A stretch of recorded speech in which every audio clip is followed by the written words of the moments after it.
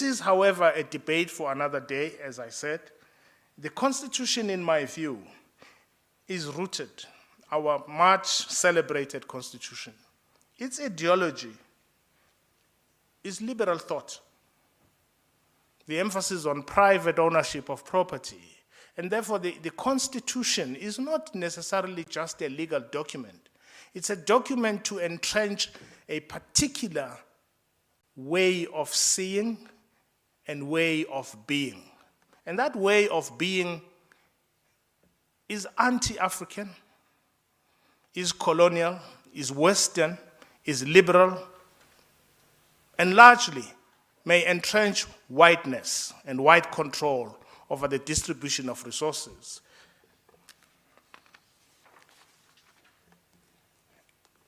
And as I have said, where our people have gone to court to challenge things that should be obvious if the government had a particular pro-emancipation ideology, our people would not face opposition, but they do.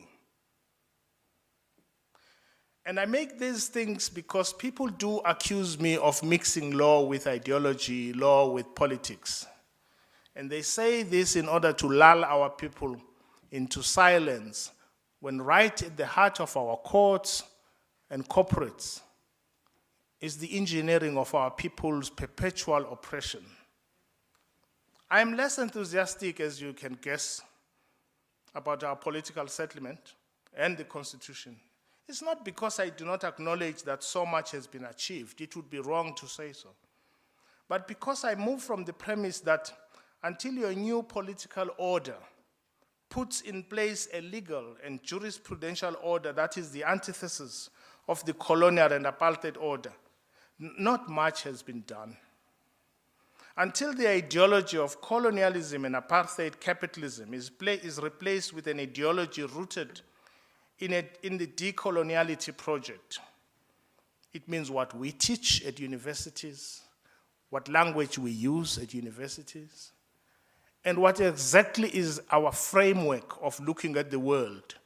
If I asked you now about the war in Ukraine, I would get hundreds of views that are different, because we are all products of how we see the world and how we are forced to see the world.